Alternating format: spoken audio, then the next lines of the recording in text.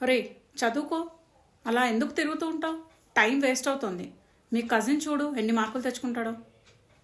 ఇలా అనడం వల్ల పిల్లలు మోటివేట్ అవుతారు అని పేరెంట్స్ అనుకుంటారు. కానీ యాక్చువల్గా వాళ్ళకి మనం ప్రెషర్ క్రియేట్ చేస్తున్నాం. ఇందుకే మీరు ఈ టోన్లో ఈ వర్డ్స్ యూజ్ చేసి ఒకళ్ళతో కంపేర్ చేసి చెప్తే వాళ్ళకి అది అయ్యో నా భవిష్యత్తు కోసం అమ్మ నాన్న చదువుకోమంటున్నారు అని అన్నదానికన్నా అబ్బా వీళ్ళు ఎప్పుడు కంపేర్ చేస్తూ ఉంటారు, ప్రెషర్ క్రియేట్ చేస్తున్నారు అన్నట్టు వాళ్ళకి వినపడుతుంది. సో ఈ గ్యాప్ని ఎలా తగ్గించాలి ఈ వీడియోలో చూద్దాం. సో ఎప్పుడైతే నువ్వు చదువుకోవట్లేదు, మీ కజిన్ చూడు ఎలా చదువుతున్నాడు, ఇలాంటి వర్డ్స్ యూజ్ చేస్తామో వీళ్ళకి fear of failure, fear of disappointment, fear of pressure, shame ఇలాంటివన్నీ గుర్తుకొస్తాయి అన్నమాట. సైకలాజికల్గా ప్రెషర్లో ఉన్నప్పుడు బ్రెయిన్ ఓన్లీ సర్వైవ్ అవుతుంది, అది గుర్తుపెట్టుకుని చదివి ఫోకస్ మోడ్లోకి వెళ్ళదు. కానీ మోటివేషన్లో ఉన్నప్పుడు మీ బ్రెయిన్ ఫోకస్ అండ్ లెర్నింగ్ మోడ్లోకి వెళ్తుంది.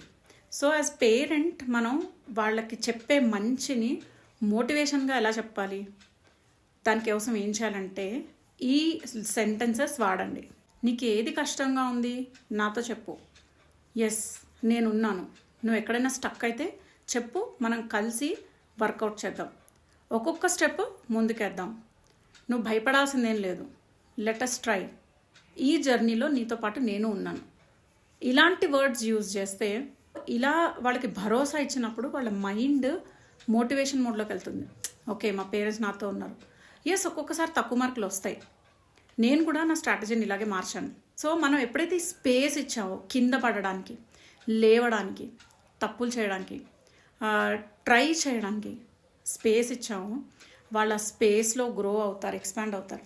కానీ మనం చెయ్యాలి చెయ్యాలి చెయ్యాలి అని నొక్కేసాం అనుకోండి, వాళ్ళకి ఆ ఎదిగే స్పేస్ ఏది, తప్పులు చేస్తే కదా గ్రో అవుతారు. నాతో కూడా జరిగింది, మా పాపకి మ్యాథ్స్లో తక్కువ వస్తుండేది. సో నేను రోజు మ్యాథ్స్ చెప్పేదాన్ని, ఎందుకంటే అఫ్కోర్స్ మనమే హెల్ప్ చేయాలి మన పిల్లలకి. చదువు చదువు చదువు అంటే వాళ్ళు చదవరు. సో నేను రోజు టెక్స్ట్ బుక్ తీసుకొని కూర్చునేదాన్ని. పాప కూడా బాగా సాల్వ్ చేసేది, వాళ్ళ ఫాదర్ కూడా చెప్పేవారు. కానీ అనుకున్న దానికంట కొంచెం తక్కువే వచ్చేది. అప్పుడు నాకు అర్థమయ్యేది కాదు. అయితే నేను కూడా స్కూల్లోనే పనిచేశాను కాబట్టి అప్పుడు నేను మ్యాథ్స్ టీచర్స్ని స్పెషల్గా వెళ్ళి అడిగాను. నేను టెక్స్ట్ బుక్లో ఉన్నవన్నీ చెప్తున్నాను, పాప కూడా చాలా బాగా చేస్తుంది, అయినా ఎందుకు తక్కువ వస్తున్నాయి. అప్పుడు వాళ్ళు చెప్పారు ఒక్కొక్కసారి టెక్స్ట్ బుక్ బయట నుంచి కూడా మీరు సాల్వ్ చేయాలి, ఆర్డి శర్మ అని అలా.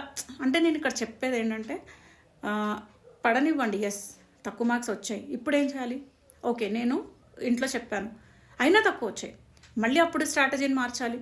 సో ఇలా మనం ఒక్కొక్క అడుగు ఎక్స్ప్లోర్ చేయాలి, ఒక్క స్టెప్ పిల్లల ముందుకెళ్ళి